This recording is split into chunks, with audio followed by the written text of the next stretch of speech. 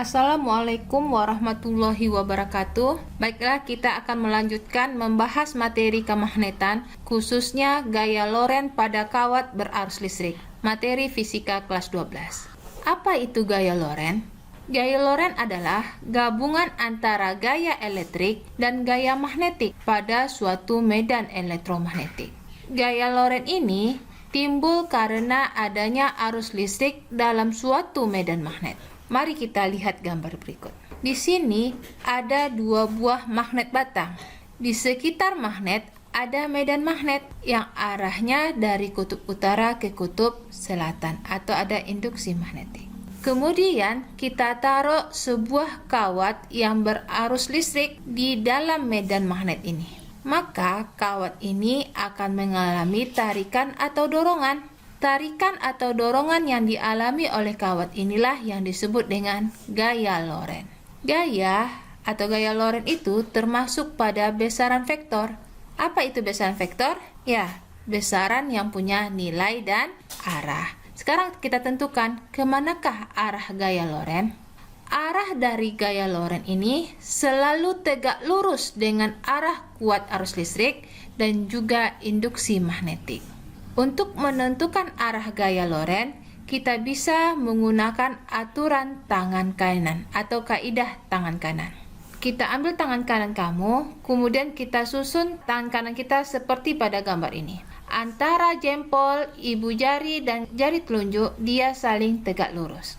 Ibu jari itu menunjukkan arah arus, kemudian telunjuk itu menunjukkan arah medan magnet, dan jari tengah itu menunjukkan arah gaya Lorentz. Atau bisa juga kita gunakan kaidah tangan kanan yang kedua seperti ini. Kita telentangkan tangan kanan kita, kemudian ibu jari itu menunjukkan arah arus, empat jari yang lain itu menunjukkan arah medan magnet, dan telapak tangan kita ke atas ini itu menunjukkan arah gaya Lorentz. Sekarang kita lihat gaya Lorentz pada kawat berarus listrik. Kawat penghantar dengan panjang L yang dialiri arus listrik sebesar I.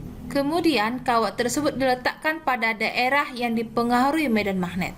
Maka kawat tersebut akan mengalami gaya Lorentz yang besarnya dipengaruhi oleh besar medan magnet, kuat arus listrik, dan sudut yang dibentuk oleh medan magnet dan arus listrik.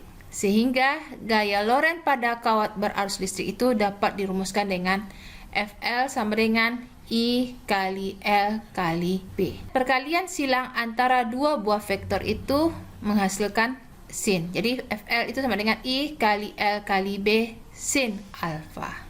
Di mana B itu adalah kuat medan listrik atau induksi magnetik, I itu adalah kuat arus yang mengalir pada kawat, L itu adalah panjang kawat, dan alfa itu adalah sudut yang dibentuk oleh B dan I. Nah, sekarang mari kita latihan menentukan arah gaya Lorentz. Untuk menentukan arah gaya Lorentz, bisa kita gunakan kaidah tangan kanan. Ibu jari itu menunjukkan arah arus, empat jari yang lain itu menunjukkan arah medan magnet, dan telapak tangan itu menunjukkan arah gaya Lorentz. Sekarang kita lihat latihannya. Sebelumnya kita sudah belajar jika ada tanda titik yang dilingkari, itu artinya arahnya itu keluar dari layar atau mendekati kita. Di sini medan magnetnya arahnya keluar. Medan magnet ditentukan oleh empat jari yang lain. Kemudian arah arusnya ke atas. Ibu jari kita arahnya ke atas. Kemanakah arah gaya Lorentz-nya? Kemanakah arah telapak tangan kita? Telapak tangan kita arahnya ke kanan. Berarti itu adalah gaya Lorentz-nya.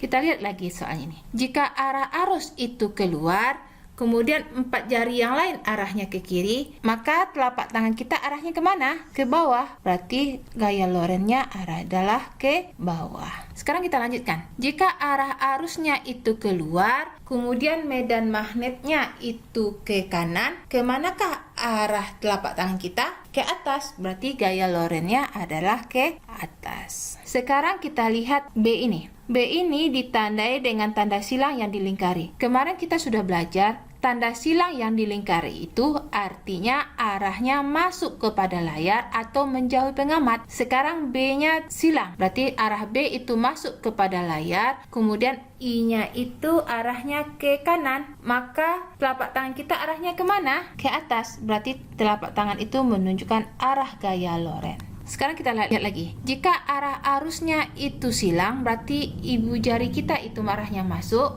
Kemudian 4 jari yang lain arahnya ke atas, maka telapak tangan kita arahnya kemana? Ya, arahnya ke kanan. Ini adalah gaya lorennya.